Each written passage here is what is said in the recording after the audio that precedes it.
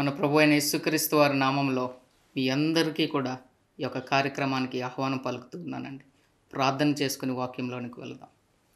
పరలోకమందున్న మా ప్రేమగల తండ్రి, నీ నామానికి స్తుతి ఘనత మహిమ చెల్లునుగాక ప్రభువా. అయినా మరొకసారి నీ వాక్యాన్ని ధ్యానించుకోవడానికి ఇచ్చినటువంటి ఈ అవకాశాన్ని బట్టి మీకు వందనాలు చెల్లించుకుంటూ ఉన్నాం ప్రభువా.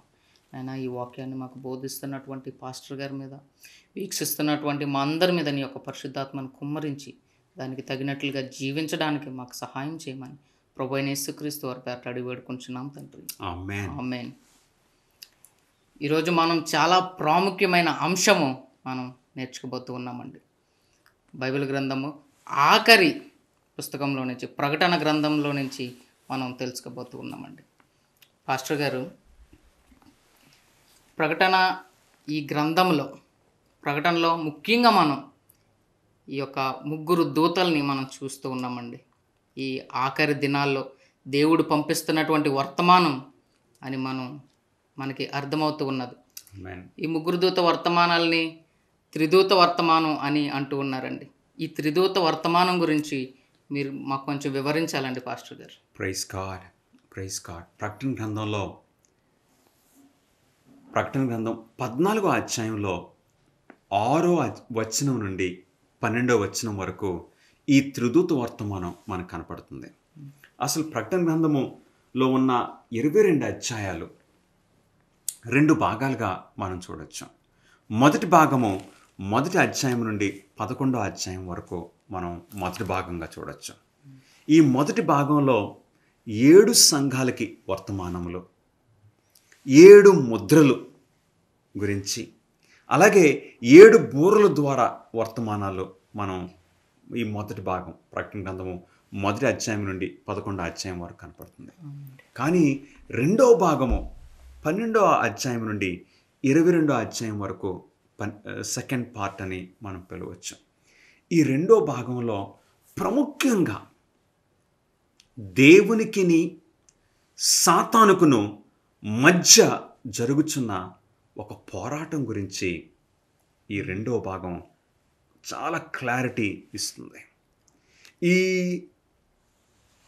మహాసంఘర్షణ దేవునికి సాతానుకు మధ్యన, సత్యానికి అసత్యానికి మధ్యన, వెలుగుకు చీకటికి మధ్య జరుగుతున్న ఈ పోరాటాన్ని ప్రకటన గ్రంథము 12వ అధ్యాయంలో మనకు కనపడుతుంది. ప్రకటన గ్రంథము 12వ అధ్యాయము 7వ వచనంలో అంతటా పరలోకమందు యుద్ధము జరిగిన, ఆ యుద్ధము దేవునికిని సాతానుకు మధ్యన ప్రారంభమైన ఆ యుద్ధము ఇప్పుడు జరుగుతూ ఉన్నట్లు ప్రకటన గ్రంథము మనకు 12వ అధ్యాయము తెలియజేస్తుంది. 13వ అధ్యాయానికి వచ్చేసరికి ప్రకటన గ్రంథము 13వ అధ్యాయంలో అసలు సాతాను పక్షమున ఈ సాతానుడు ఎవరి ద్వారా ఈ యుద్ధాన్ని కొనసాగిస్తున్నాడో ప్రకటన గ్రంథము 13వ అధ్యాయంలో మనకు కనపడుతుంది. ప్రకటన గ్రంథం 13వ అధ్యాయంలో 2 మృగాలు మనకు కనపడుతున్నాయి. ప్రకటన గ్రంథము 13వ అధ్యాయము 1 నుండి 10 వరకు ఒక మృగముగా దీనిని పిక్చర్ చేస్తున్నారు. ఎ బీస్ట్ అంటే ఇది ఒక రాజ్యము, అధికారం కలిగిన ప్రజలు కలిగిన ఒక రాజ్యం గురించి మనము ఇంకా ఫ్యూచర్ స్టడీస్లో మనం ఇంకా క్లియర్గా చూడొచ్చు. ఈ ప్రకటన గ్రంథం 13వ అధ్యాయంలో కనపడుచున్న ఈ 2 మృగములు, ఈ 2 అధికారములు, ఒక మృగమేమో సముద్రం నుండి బయటకు వస్తుంది. ఉదాహరణకు ఒకసారి నేను చదువుతున్నాను. ప్రకటన 13వ అధ్యాయము మొదటి వచనము, మరియు 10 కొమ్ములను 7 తలలను గల ఒక క్రూర మృగము సముద్రములో నుండి పైకి వచ్చుట చూచితిని. ఈ పవర్, ఈ అధికారము సముద్రంలో నుండి బయటకు వస్తుంది. అంటే సముద్రం అంటే ప్రకటన 10, 17, 15 ప్రకారంగా జనములు, ప్రజలలో నుండి. ఏ రాజ్యమైనా బయటికి రావాలంటే ప్రజల్లో నుండే బయటికి రావాలి.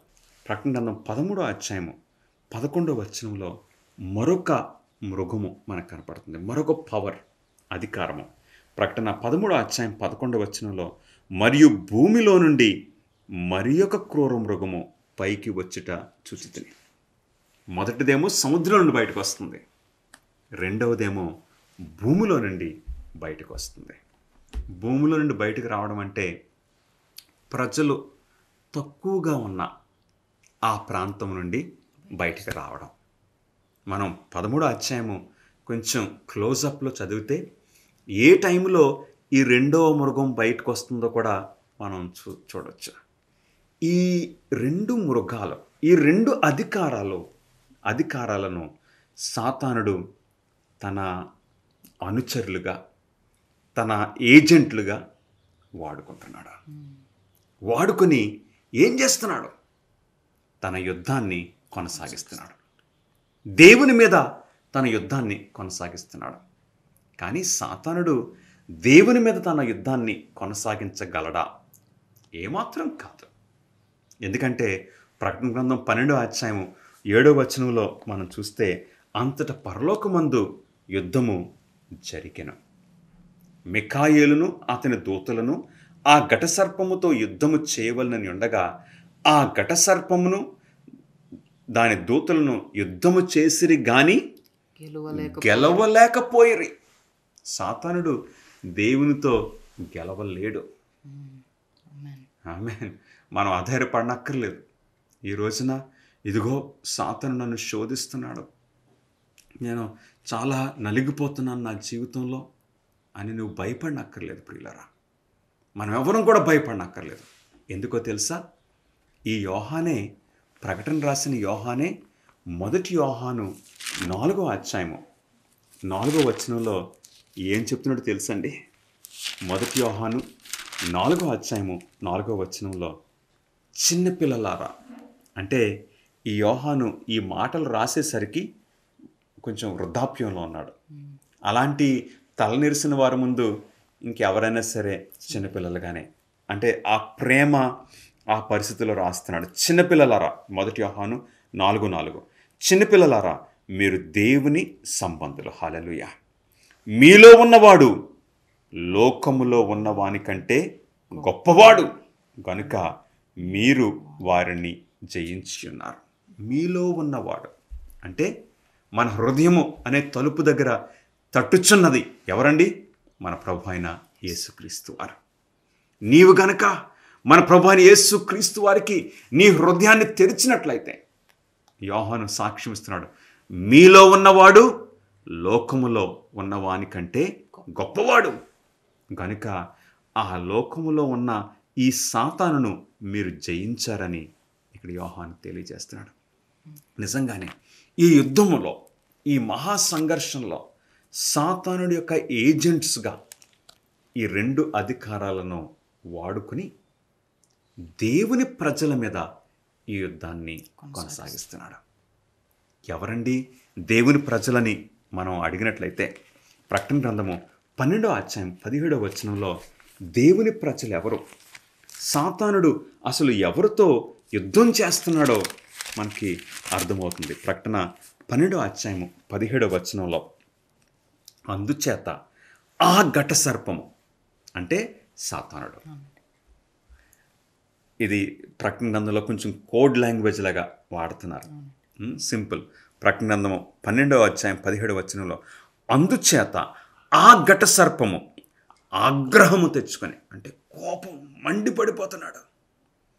పేతురైతే గర్జించు సింహం వలె ఎవరిని మృంగుదునా, అలాంటి కోపం అన్నమాట అండి. ఆగ్రహము తెచ్చుకొని దేవుని ఆజ్ఞలు గైకొనుచు యేసును గూర్చి సాక్ష్యమిచ్చుచు ఉన్న వారైన ఆమె సంతానములో శేషించిన వారితో యుద్ధము చేయుటకై బయలు వెడలి సముద్ర తీరమున నిలిచాను. ఈ సాతానుడు దేవునితో యుద్ధం చేయలేడు కాబట్టి ఎవరితో చేస్తున్నాడు ఆ యుద్ధము? దేవుని ప్రజలతో. ఆ దేవుని ప్రజలు ఎవరు? దేవుని ఆజ్ఞలు గైకొనుచు యేసును గూర్చి సాక్ష్యం ఇచ్చేవారు. గమనిస్తున్నారా ప్రియులరా? ప్రియ సహోదరుడా, సహోదరి, దేవుని ఆజ్ఞలను నీవు గైకొనుచున్నావా?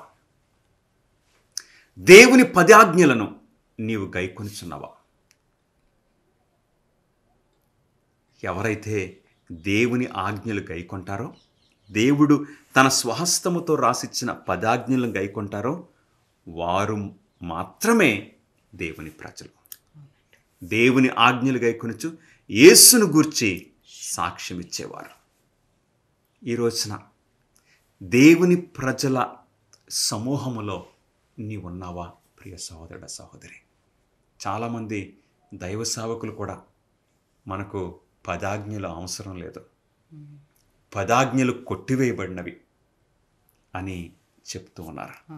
కానీ దేవుని ప్రజలు ప్రకటన గ్రంథం 12:17 దేవుని ఆజ్ఞలు గైకొనుచు యేసును గుర్చి సాక్ష్యం ఇచ్చేవారు దేవుని ప్రజలు.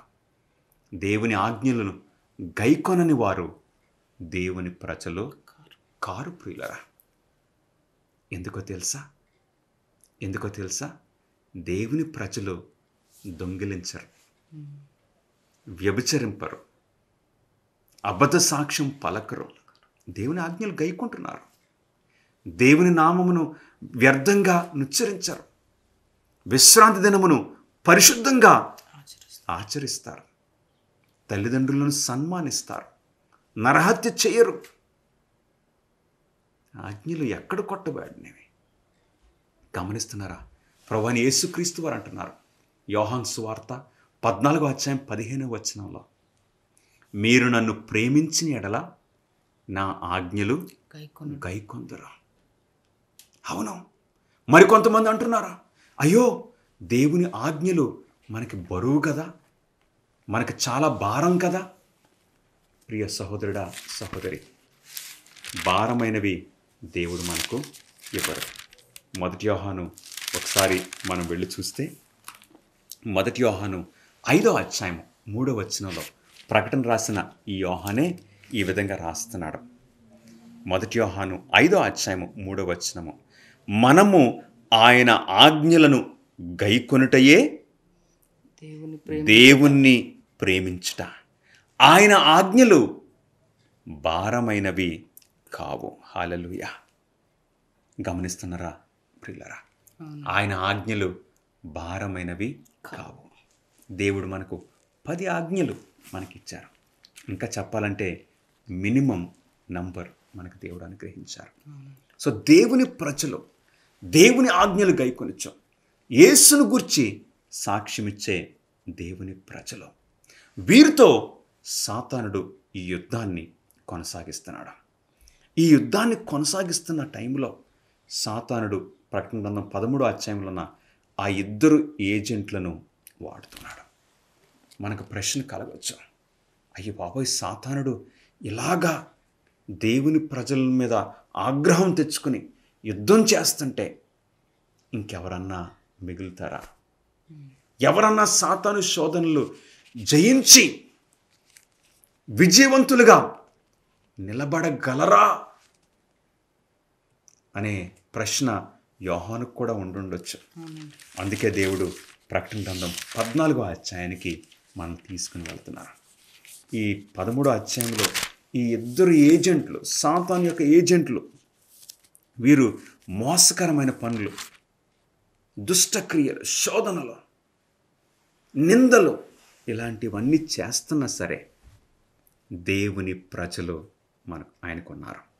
ప్రకటన గ్రంథము 14 మరియు నేను చూడగా ఇదిగో ఆ గొర్రెపిల్ల సియోను పర్వతం మీద నిలవబడి ఉండెను.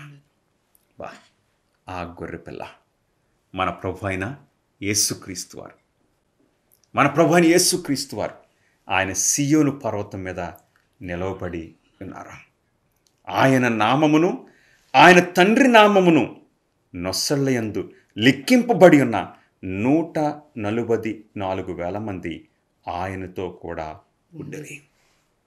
ప్రభు అయిన యేసుక్రీస్తు వారు సియోను కొండపై నిలబడి ఉన్నప్పుడు ఆయనతో పాటు ఎంతమంది అంటండి? 144,000 మంది ఆయనతో పాటు నిలిచి ఉన్నారు. ప్రభు అయిన యేసుక్రీస్తు వారితో నిలిచి ఉన్నారు. వారి నొసళ్ళ మీద ఏముందంటండి? తండ్రి నామమును లిఖింపబడి ఉన్నది. హల్లెలూయా. అంటే ఈ మృగము, ఈ సాతానుడు ఒక ప్రక్క నుండి మృగం ముద్ర అందరికీ వారి నొసళ్ళ మీద, వారి కుడి చేతి మీద కానీ వేయిస్తూ ఉంటే, వీరు దేవుని నామమును అంటే దేవుని ముద్రను పొంది ఉన్నారు. ఇంకొక మాటలో చెప్పాలంటే వీరు విజేతలు, వీరు విజయవంతులు, క్రీస్తుతో కూడా నిలబడేవారు. క్రీస్తు వారితో నిలబడుతున్నారు. గమనిస్తున్నారా ప్రియులరా? నెబుకద్నెజరు బబులోనులో దూరా అనే ప్రాంతంలో ఒక పెద్ద బంగారు విగ్రహాన్ని నిలబెట్టాడు, పిలిపించాడు. మ్యూజిక్ వేసినప్పుడు అందరూ తల్ల వంచి ఆ ప్రతిమకు నమస్కారం చేయాలి, ఆ విగ్రహానికి నమస్కారం చేయాలన్నాడు. ఆ టైంలో మ్యూజిక్ వేసినప్పుడు అందరూ తలలు వంచారు, కానీ ముగ్గురు మాత్రము స్ట్రైట్గా నిలబడ్డారు. ఎవరండి? షడ్రక్, మేషక్, అబేద్నెగో. అది ప్రియులరా, క్రీస్తు వారితో నిలబడ్డారు. రాజు మండిపడి, నా మాటను ధిక్కరిస్తున్నారా, నా ఆజ్ఞను ధిక్కరిస్తున్నారా అని నెబుకద్నెజరు మండిపడి మండుచున్న అగ్నిలో పడవేయించాడు.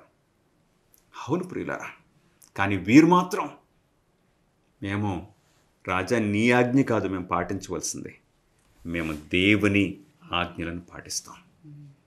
దేవుని ఆజ్ఞ విగ్రహారాధన చేయకూడదని దేవుడు రాశారు. మేము ఈ విగ్రహానికి మొక్కము. గమనిస్తున్నారా ప్రియులరా? ఎలాగైతే ప్రభువైన యేసుక్రీస్తు వారు వారితో నిలబడ్డారో, ఇక్కడ ప్రకటన గ్రంథము 14వ అధ్యాయంలో ఒక జనసమూహము Christ with his courageous ones ధైర్యంతో నిలబడ్డారు. ఇలాంటి వారినే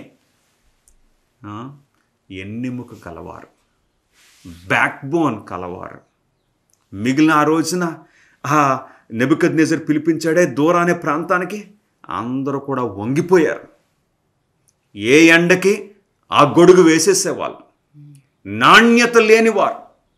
ఈ రోజున ప్రియ సహోదరుడా, సహోదరి, నీ క్రైస్తవ జీవితము ఏ విధంగా ఉన్నదో ప్రభువైన యేసుక్రీస్తు వారు గమనిస్తున్నారు. నా జీవితం ఏ విధంగా ఉందో ప్రభువైన యేసుక్రీస్తు వారు గమనిస్తున్నారు. నీవు ఆ గొర్రెపిల్లతో సియోను పర్వతం మీద నిలవబడగలవా? అవును, ఆయన నిన్ను నిలబెట్టుకోవాలని ఆశపడుతున్నారా? ఆయన పేరు నీ నొసటి మీద రాయాలని, దేవుని ముద్రను నీవు పొందాలని ప్రభువైన యేసుక్రీస్తు వారు ఆశిస్తున్నారా? అవును ప్రియులారా, ఈ విజయవంతులు, ఈ విజేతలు, ఈ ధైర్యవంతుల గురించి ప్రకటన గ్రంథము 14వ అధ్యాయము 1 నుండి 5 వరకు మనకు కనపడుతుంది. ఒక వచనం మనం చూద్దాం, 5వ వచనము మనం చదువుదామండి. వీరి నోట ఏ అబద్ధమును కనబడలేదు, వీరు అనింద్యులు, నిందలేని వారు. వీరి జీవితం కరెక్ట్గా ఉంది. ప్రభువా, అలాంటి జీవితం నాకు కూడా ఇవ్వు ప్రభువా అని మీరు అడగాలని ఆశపడుతున్నారా? అవును, ఎస్పెషలీ ఈ చివరి దినాల్లో. ఇదిగో ఈ ప్రజలు, ఇలాంటి ప్రజలు ఇప్పుడు వారికి ఒక అసైన్మెంట్ దేవుడిస్తున్నారు. ప్రకటన గ్రంథము 14వ అధ్యాయము ఇప్పుడు 6వ వచనంలో, అప్పుడు మరి ఒక దూతను చూచితిని, అతడు భూనివాసులకు అనగా ప్రతి జనమునకును ప్రతి వంశమునకును ఆయా భాషలు మాట్లాడు వారికి ప్రతి ప్రజకును ప్రకటించినట్లు నిత్య సువార్త తీసుకొని ఆకాశ మధ్యమున ఎగురుచుండెను. ఇక్కడ యోహాను చూస్తున్నాడు దర్శనంలో. ఆ విజేతలను చూసిన తర్వాత ప్రకటన గ్రంథము 14వ అధ్యాయం 6వ వచనంలో ఇప్పుడు ఒక దూతను చూశాడు. ఆ దూత ఆకాశ మధ్యమున ఎగురుచు. అవును ప్రియులరా, ఆకాశ మధ్యమున ఎగురుచు. ప్రజలందరికీ, భూనివాసులందరికీ, ప్రతి జనమునకును వంశమునకును ఆయా భాషలు మాట్లాడు వారికి ప్రకటించినట్లు నిత్య సువార్త తీసుకొని ఆకాశ మధ్యమున ఎగురుచున్నాడు. ఒకసారి మనం ఎనలైజ్ చేద్దాం. ఏం తీసుకుని వెళ్తున్నారండి? నిత్య సువార్త అందరికీ అందించాలి, భూనివాసులందరికీ అందించాలి. అవును, ఇది ఒక గ్లోబల్ మెసేజ్. నిత్య సువార్త, నిత్య సువార్త అందించమని దేవుడు బాధ్యత ఎవరికిచ్చారు? శిష్యులకు. అవునండి, మనందరికీ. ప్రభువైన యేసుక్రీస్తు వారు ఈ సువార్తను అందించే బాధ్యత ఎవరికిచ్చారు? మనుషులకు, దేవదూతలకు కాదు. కానీ ఈ పిక్చర్ ఒక దేవదూత ఆకాశ మధ్యమున ఎగురుచు నిత్య సువార్త అందరికీ ప్రకటిస్తున్నారంటే ఇది సింబాలిజం. ఒక చిహ్న రూపంలో దేవుడు మనకి చూపిస్తున్నారు. గమనిస్తున్నారా? అంటే ప్రకటన గ్రంథంలో ఒక దేవదూత వచ్చి ఆకాశ మధ్యమున ఎగురుతూ ప్రజలందరికీ ప్రకటించడం కాదు. దూత అంటే వర్తమానికుడు, ఏ మెసెంజర్. అవును ప్రియులరా, మరి ఈ వర్తమానం ఎవరు బోధిస్తారు? ఎవరు బోధిస్తారో ప్రకటన గ్రంథం 14వ అధ్యాయము 1 నుండి 5 వరకు మనం చూస్తాం.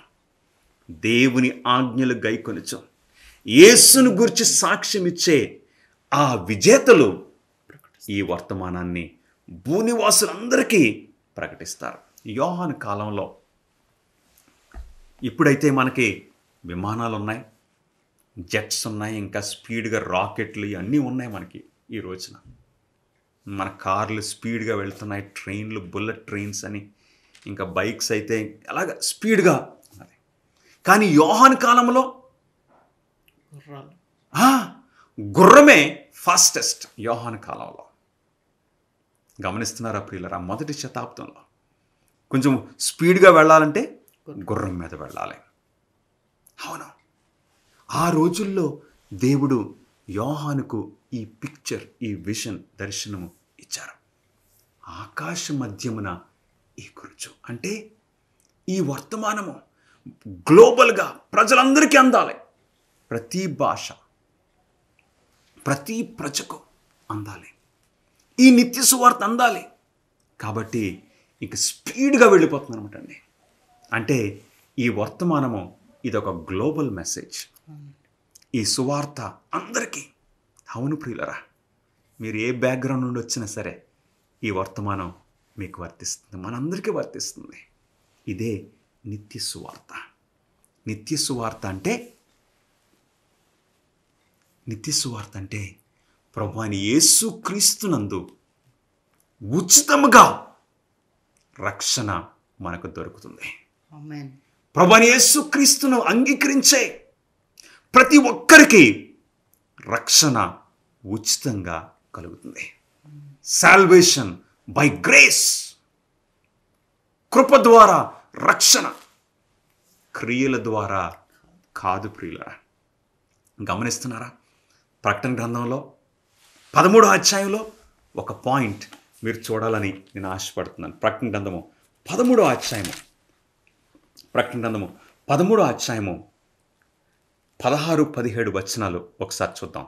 కాగా కొద్దివారు కానీ, గొప్పవారు కానీ, ధనికులు కానీ, దరిద్రులు కానీ, స్వతంత్రులు కానీ, దాసులు కానీ అందరూ తమ కుడి చేతి మీదనైనను తమ నొసటి యందు అయినను ముద్ర వేయించుకున్నట్లు, ఆ ముద్ర అనగా ఆ మృగము పేరైనను దాని పేరట సంఖ్యైనను గలవాడు తప్ప క్రయ విక్రయములు చేయుటకు మరి ఎవనికి అధికారము లేకుండానట్లు అది వారిని బలవంతము చేయుచున్నది. మృగం ముద్ర ఎక్కడుంటుందండి? వారి కుడి చేతి మీదనైనా నొసట మీద అయినను బలవంతం చేస్తుంది. కానీ దేవుని ముద్ర మాత్రం ఓన్లీ ఫోర్ హెడ్, నొసటి మీద మాత్రమే. దేవుని నామము వారి నొసటి మీద ఉన్నది. ఏంటి బ్రదర్? దేవుని ముద్ర అయితే నొసటి మీద, మృగం ముద్ర అయితే నొసటి మీద కానీ కుడి చేతి మీద కానీ. అవును ప్రియులరా, ఈ నొసటి మీద అంటే దాని అర్థం ఏంటో తెలుసా? అంగీకారం. మన డిసిషన్స్ అన్నీ ఇక్కడ చేసుకుంటాం. అవునండి. 4 బ్రెయిన్, 4 హెడ్. చాలా ప్రాముఖ్యమైన భాగము. దేవుణ్ణి మనం అంగీకరిస్తున్నాం, విశ్వసిస్తున్నాం, ఆయనతో నడవాలని మనం నిర్ణయం చేసుకుంటున్నాం. దేవుని ప్రజలు, క్రీస్తు రక్తం చేత కడగబడిన వారు దేవుణ్ణి వారు హృదయపూర్వకంగా, మనసుపూర్వకంగా అంగీకరిస్తున్నారు. అవును ప్రియులరా, కానీ ఈ మృగం ముద్ర అయితే ఈ ప్రజలు క్రీస్తును తిరస్కరించిన వారు, మృగమును ఆరాధించేవారు, వారేం చేస్తున్నారో తెలుసండి? ఆ మృగం యొక్క బోధలను వారు అంగీకరిస్తున్నారు. అంగీకారం మాత్రమే కాదు, కుడి చేతి మీద అంటే కోఆపరేటింగ్, ఆ క్రియలలో వారు పాల్గొంటున్నారు. అంటే క్రియల ద్వారా రక్షణ, క్రియల ద్వారా రక్షణ. కానీ యేసుక్రీస్తును అంగీకరించేవారు నొసటి మీద తండ్రి నామమును కలిగి ఉంటున్నారు. ఎందుకంటే వారికి క్రియల ద్వారా రక్షణ కాదు, కృప ద్వారానే రక్షణ. హల్లెలూయా. గమనిస్తున్నారా ప్రియులారా? నిత్య సువార్త అంటే ఇది నిత్యము ప్రకటింపబడిన సువార్త. ఇదేదో కొత్త సువార్త కాదు. ఈ చివరి దినాల్లో ఈ మహా సంఘర్షణ ముగింపు కాలములో సాతానుడు ఇక ఒక గర్జించు సింహం వలె తన ఏజెంట్ల ద్వారా మోసములు, శోధనలు ముందుకు తీసుకుని వెళ్తున్న సమయంలో దేవుని ప్రజలు నిత్య సువార్తను ప్రకటిస్తారు. ఎంతమందికి? అందరికీ.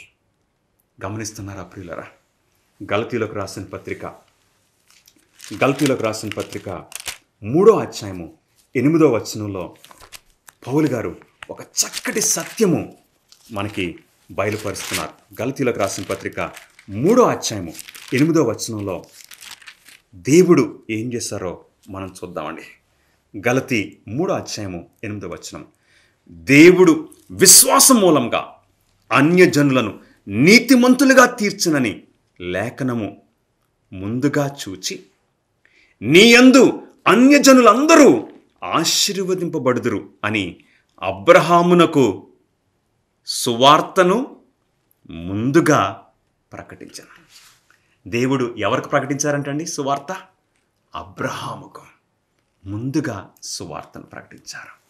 అంటే పాత నిబంధనలో కానీ క్రొత్త నిబంధనలో కానీ రక్షణ కృప ద్వారానే, ఓన్లీ త్రూ జీసస్ క్రైస్ట్. ఈరోజు ప్రభువైన యేసుక్రీస్తు వారి యొక్క రక్తములో మన పాపములు కడగబడి కృప ద్వారా మనము రక్షణలోనికి రావాలని దేవుడు నిన్ను నన్ను ఆహ్వానిస్తున్నారు. ప్రార్థన చేసుకుందాం. ప్రభువా, మా హృదయాలతో మాట్లాడినందుకు మీకు స్తుతులు చెల్లించుకుంటున్నాము. మా నొసళ్ళ మీద మీ పేరు రాయబడి ఉంటే ఎంత మేలో. మీకు చెందిన వారమని మేము ఒప్పుకుంటున్నాం. మా జీవితాల్లో ప్రభువా మీరు పనిచేయండి, మా జీవితాలను మార్చండి, మీ కృపలో భద్రపరచమని యేసుక్రీస్తు నామములో అడిగి వేడుకొంచున్నాం తండ్రి. ఆమేన్. God bless you friends.